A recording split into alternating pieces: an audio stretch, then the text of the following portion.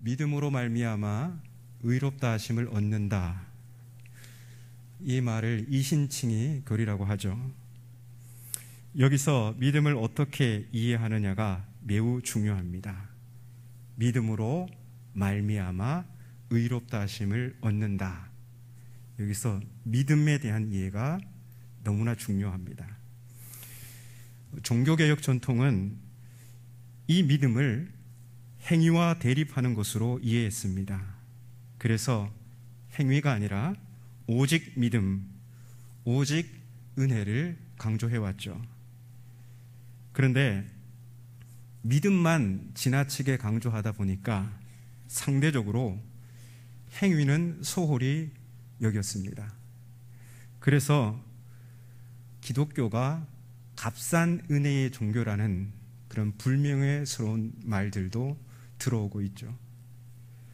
그럼에도 종교개혁 전통의 입장이 오랫동안 지지받을 수 있었던 것은 죄에 취약한 인간의 연약한 현실 때문입니다. 로마서 3장에 따르면 인간은 모두 죄 아래 있고 의인은 하나도 없다고 합니다. 그래서 인간은 누구도 행위로 의롭다 하심을 얻을 수 없다는 것이죠. 하지만 이러한 종교개혁 입장은 다음과 같은 질문을 피할 수 없습니다.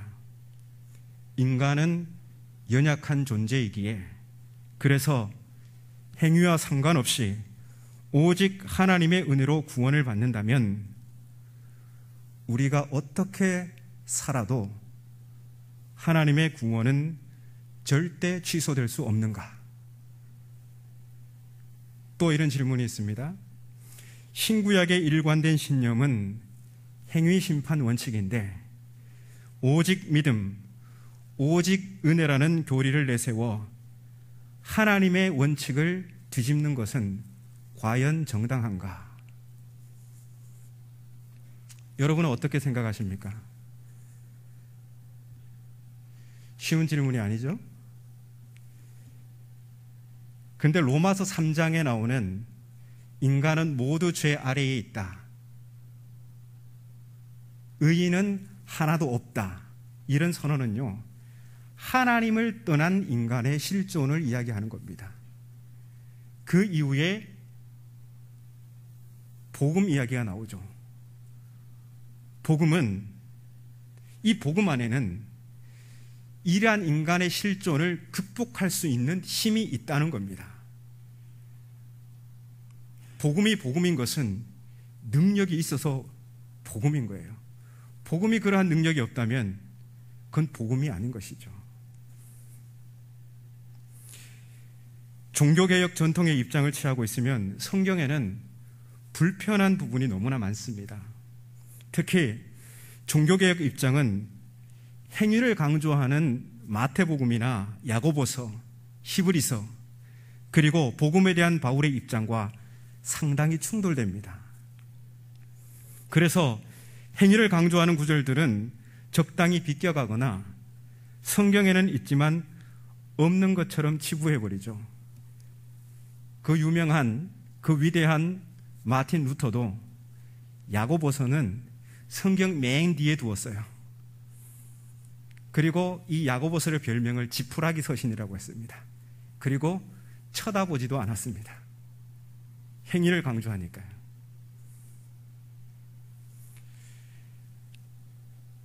우리가 하나님의 말씀을 취사 선택할 수 있을까요?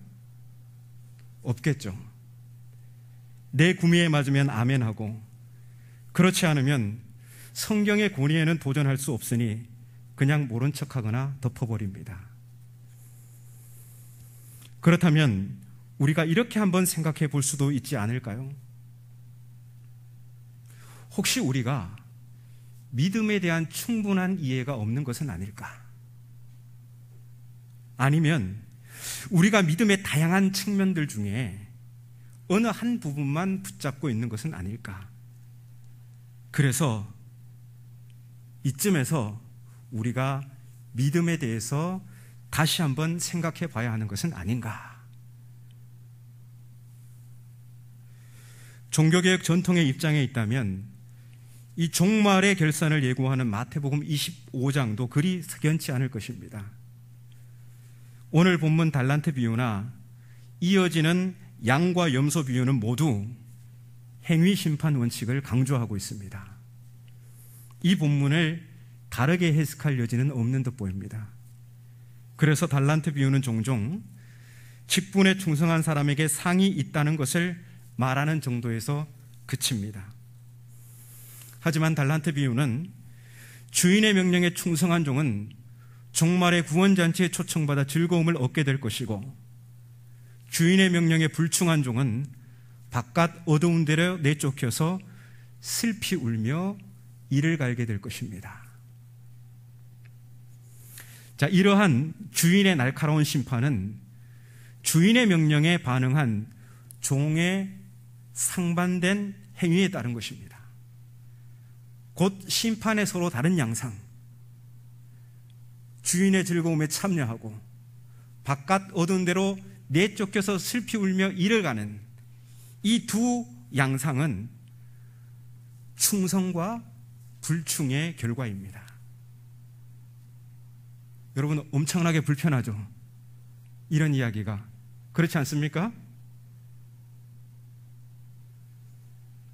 하지만 이걸 다르게 해석할 여지가 없습니다. 더구나 마태복음 7장 21절에서 예수님은 진짜와 가짜를 구분하는 것은 입술의 고백이 아니라 열매, 곧 삶으로 나타나는 행실이라고 하시면서 이렇게 말씀하셨습니다. 나더러 주여 주여 하는 자마다 다 천국에 들어갈 것이 아니요 다만 하늘에 계신 내 아버지의 뜻대로 행하는 자라야 들어가리라.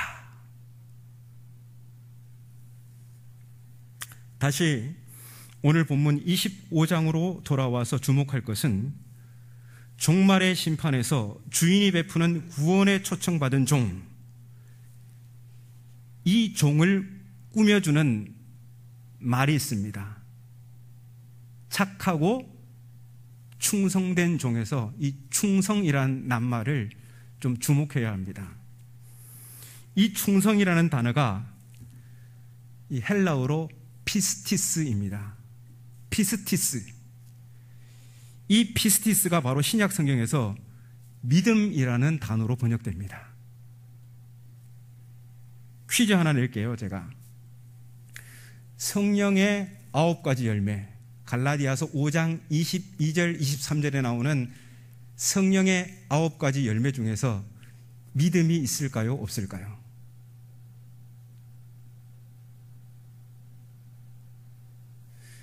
제가 이 믿음이란 단어가 헬라어로 피스티스라고 했잖아요. 예. 그 성령의 9가지 열매를 우리말 성경으로 보면 피스티스가 당연히 안 나오겠죠. 그런데 헬라어 성경으로 보면 피스티스가 있습니다. 그 피스티스를 옮긴 단어가 바로 충성입니다. 성령의 9가지 열매 중에서 충성이 있죠. 이러한 사실은 뭘 말하는 것일까요? 믿음은 행위와 대립되는 개념이 아니라 행위를 함의하고 있는 말입니다.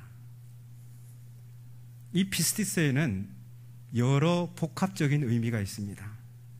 가장 기본적인 뜻이 신실함입니다. 신실함. 이랬다 저랬다 하지 않고 늘 한결같은 신실함. 이게 가장 피스티스의 기본적인 뜻이에요. 그리고 이 피스티스 안에는 신뢰라는 뜻도 있고요, 충성이라는 뜻도 있어요. 그리고 덧붙여서 말하면 의지, 의료함이라는 뜻도 있고요. 자, 그래서 이 믿음이라는 이 단어는요, 믿음의 대상을 신뢰해서 그 대상에게 충성하고 이러한 태도가 한결같이 신실하게 나타나는 것입니다. 종이 주인을 신뢰하니까 그 주인의 명령에 충성하는 것이고 한결같이 신실한 태도를 보이는 것입니다. 반면 종이 주인을 신뢰하지 않으니까 주인의 명령에 불충하는 것이고 그래서 삐딱하게 나가는 거죠.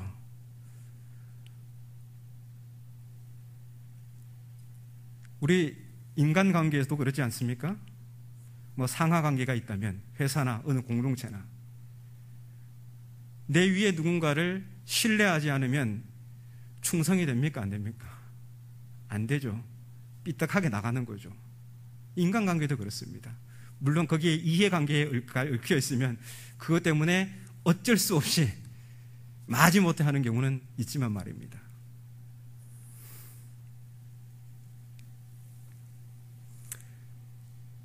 이 한 달란트 받은 종은 주인을 신뢰하지 않았습니다. 그는 주인을 마치 엄한 고리대금 업자 정도로 생각했잖아요. 25절에 보면 어떻게 말하고 있습니까? 24절에 보면 당신은 굳은 사람이라 심지 않은 데서 거두고 해치지 않은 데서 모으는 줄 내가 알았다. 주인을 이렇게 생각했어요. 마치 고리대금 업자 정도로, 아주 고약한 고리대금 업자 정도로 생각하고 그래서 충성하지 않았던 거예요. 여러분, 믿음은 결코 행위와 대립되지 않습니다. 믿음이란 믿음의 대상에 대한 신뢰와 더불어 충성이라는 행위로 나타나게 됩니다. 이것은 너무나 자연스러운 결과예요. 구분할 수 없는 한 덩어리입니다. 사람이 한눈을 파는 것은 더 그럴싸한 신뢰의 대상이 나타났기 때문입니다. 더 매력적인 무언가가 내 마음을 사로잡았기 때문이죠. 그래서 충성의 대상이 바뀌는 겁니다. 하나님이 아닌 다른 것에 한눈을 파는 것, 그걸 영적 간음이라고 하잖아요. 한 달란트 받은 종은 차라리 땅에 묻어두는 편이 더 낫다고 생각했습니다. 이유가 뭡니까? 주인을 신뢰하지 않았던 겁니다. 피스티스하지 않았던 겁니다. 미천을 가지고 장사한다 하더라도 다 성공하진 않잖아요. 실패하는 경우가 얼마나 많습니까? 이 종은 주인을 엄한 사람으로 판단하고 혹시나 망해서 무서운 심판을 받는 것보다는 차라리 원금이라도 돌려주는 것이 더 낫다고 생각한 겁니다. 이 주인에 대한 심각한 오해입니다.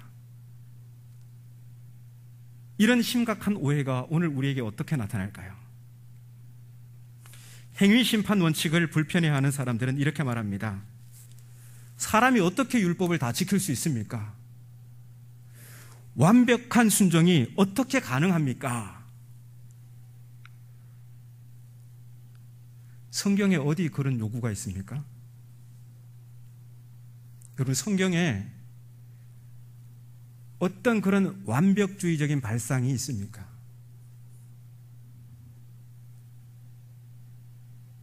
성경에 어떤 인물이 그런 완벽한 순종을 했습니까? 의인이라 칭함받던 다윗도 얼마나 많은 허물이 있습니까? 이런 생각은 성경을 넘어선 발상이고 우리를 향한 하나님의 바람을 오해한 것입니다. 율법을 다 지킬 수 없어서 완벽한 순종이 불가능해서 인간은 모두 죄인이고 의인은 하나도 없다고 생각하는 것, 이런 완벽주의적인 발상은 성경에 없습니다. 여러분, 생각해 보십시오. 하나님은 순종이 제사보다 낫다고 했어요. 그만큼 하나님은 당신의 백성들에게 순종을 원하시고 순종을 기뻐하십니다. 그러면 하나님께서 이스라엘에게 왜 율법을 주셨을까요? 율법을 주시고 그 율법을 완벽하게 지키는가 이렇게 감시하다가 어느 하나라도 딱 걸리면 그봐, 내가 안 된다고 했잖아. 내가 안 된다고 했지. 그래서 믿음으로만 되는 거야. 하나님께서 이렇게 하시려고 율법을 주신 걸까요? 되게 하나님 이상하잖아요. 그러면 율법 지키라고 주신 거 아닙니까? 당연히 그러라고 주신 겁니다. 완벽한 순종이 불가능해서 믿음을 붙잡는 것이 아니라 이 믿음으로만 성령의 능력을 받아 이 율법의 요구가 뭡니까? 사랑으로 함축되잖아요. 이 계명이 사랑으로 함축되잖아요. 하나님을 사랑하고 이웃을 사랑하는 이 요구가 믿음으로 성령을 받아야만 가능하기 때문에 믿음이 해답인 것입니다. 로마서 8장 3절에 보면 하나님께서 예수의 죽음으로 우리를 죄에서 속량하신 이유가 성령을 주시기 위해서라고 합니다. 우리에게 왜 성령이 필요합니까? 육신을 따르지 않고 그 영을 따르는 자에게 율법의 요구가 이루어지도록 하기 위해서입니다. 그래서 여러분, 복음에서 핵심은 이 성령이에요. 복음은 하나님 한 분만 바뀐 게 아니고요, 하나님은 그 복음의 능력으로 우리를 죄와 죽음의 지배로부터 건져내셔서 그 복음의 능력 가운데 율법의 요구가 이루어지도록 합니다. 복음의 능력은 바로 그런 것이에요. 그래서 완벽한 순종이 불가능해서 믿음을 붙잡는다는 논리는 하나님의 생각을 넘어선 발상이고 하나님을 심각하게 오해하는 겁니다. 난 그래도 구관이 명관이라고 나는 종교개혁 입장을 따르겠습니다. 그래도 상관없습니다. 바울은 이렇게 얘기합니다. 갈라디아 6장 7절에서 스스로 속이지 말라. 하나님은 업신여김을 받지 아니하시나니 사람이 무엇으로 심든지 그대로 거두리라. 자, 저 말씀에서 스스로 속이지 말라는 말은 현혹되지 말라는 말입니다. 왜 현혹되지 말라고 합니까? 하나님은 업신여김을 당하지 않기 때문입니다. 하나님이 업신여김을 받지 않는다는 이 말의 뜻은 하나님이 세우신 원칙은 인간이 조작하거나 뒤집거나 바꿀 수 없다는 것입니다. 인간이 값싼 복음을 그럴싸하게 제시한다 하더라도 그렇다고 하나님이 세우신 원칙이 달라지는 것은 아닙니다. 하나님이 세우신 원칙은 무엇입니까? 사람이 무엇으로 심든지 그대로 거두리라. 이게 하나님이 세우신 원칙이에요. 사람은 각각 그 행위에 따라 필연적 결과에 이른다는 것입니다. 그래서 우리는 종말을 준비하는 믿음을 이쯤에서 다시 한번 생각해야 합니다. 달란트 비유는 열심히 충성하는 상인의 모습을 종말을 준비하는 믿음으로 나타냅니다.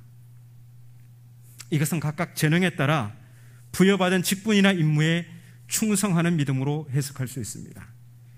이어서 31절 이하에 나오는 양과 염소의 비유는 지극히 작은 자를 섬기는 선한 행실을 종말을 준비하는 믿음으로 나타냅니다. 선한 행실이 뭘까요? 우리가 너무나 잘 아는 겁니다. 이게 복잡하게 어렵게 생각할 필요가 없습니다. 타인에게 해를 끼치지 않고 잘 대해주는 것, 이게 선한 행실이에요.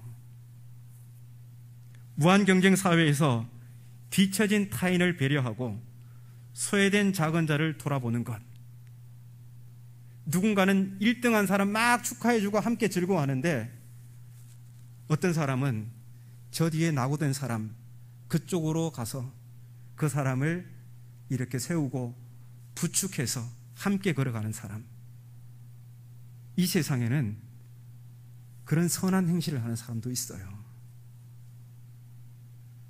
신약 성경에서 이러한 선한 행실 혹은 도덕적 삶은 그가 복음의 능력 안에 있는가, 곧 믿음 안에 있는가를 보여주는 핵심적 증거로 제시됩니다.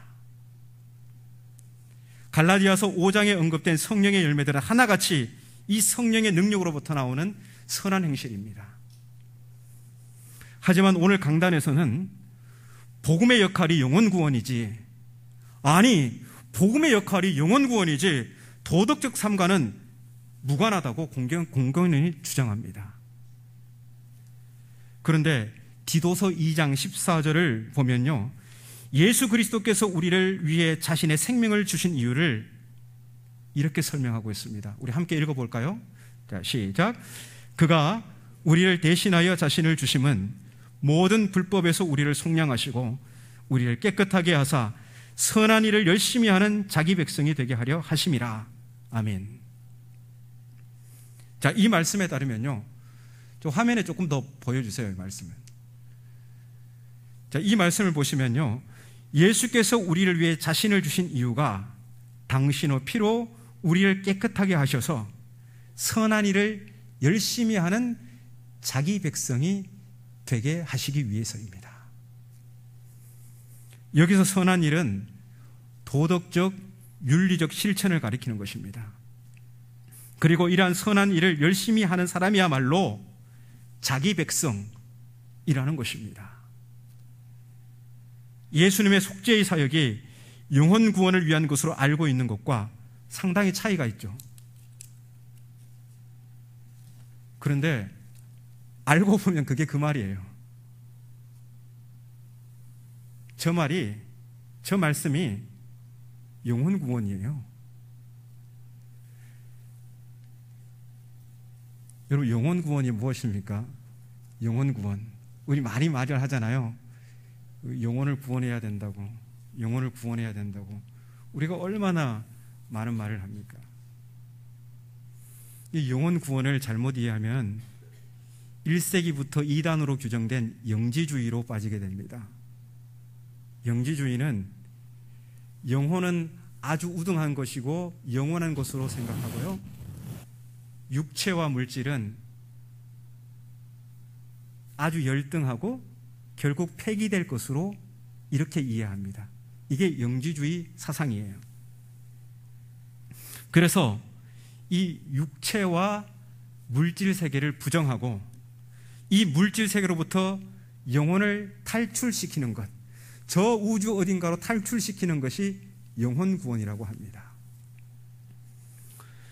그런데 이런 영지주의식 영혼 구원은 성경이 말하는 구원이 아니에요. 신약 성경에서 영혼이라는 말은 육체 안에 숨겨져 있는 형체가 없고 비물질적인 그 무엇이 아니라 하나님과 대면하는 우리 존재 전체를 지칭하는 말이 바로 영혼이란 말이에요. 영혼이 뭐 유령과 같은 보이지 않는 그게 아니라 하나님과 대면하는 우리 존재 전체, 우리의 지성, 우리의 의지, 우리의 몸, 이 전체를 가리켜서 영혼이라고 합니다. 그래서 저는 영혼이란 말보다 생명이란 말을 더 좋아해요.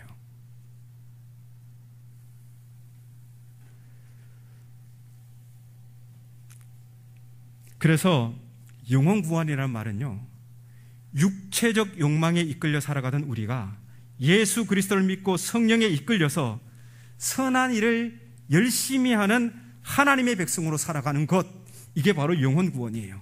그리고 그러한 선한 행실의 결과가 곧 영생입니다. 성경적 기독교적 구원은 몸의 부활이고 동시에 물질 세계의 구원입니다. 자, 지금부터 조금 잘 살펴봐야 되기 때문에 우리 성경을 하나 찾아보겠습니다. 요한계시록 21장입니다. 요한계시록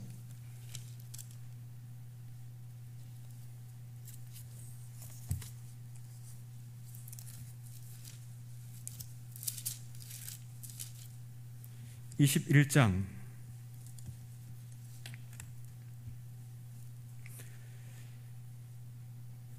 여기 1절부터 종말의 구원이 그려져 있습니다. 새하늘과 새 땅이라는 제목을 달고 21장이 시작됩니다.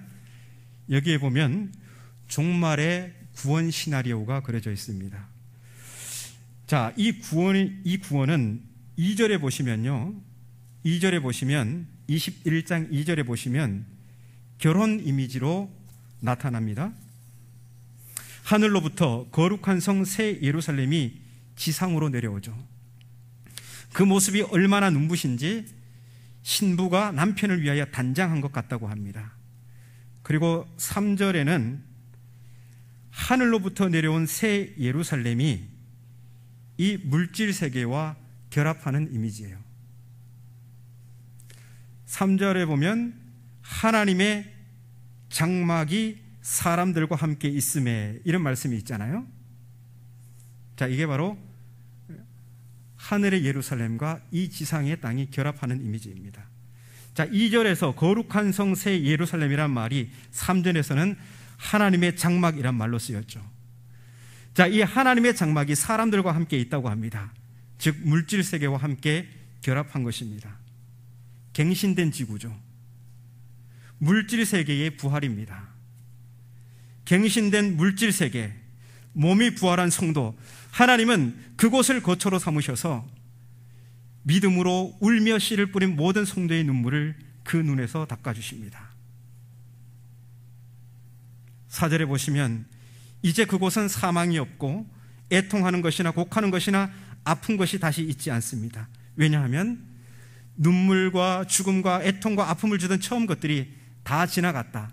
이 말은, 다 지나갔다는 말은 새롭게 창조되었다, 이런 말입니다. 그러면서 5절에서 보좌에 앉으신 어린 양 예수께서 이렇게 말씀합니다.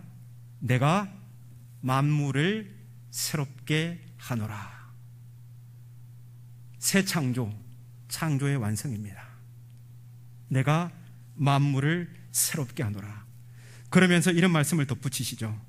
이 말은 신실하고 참되니 기록하라.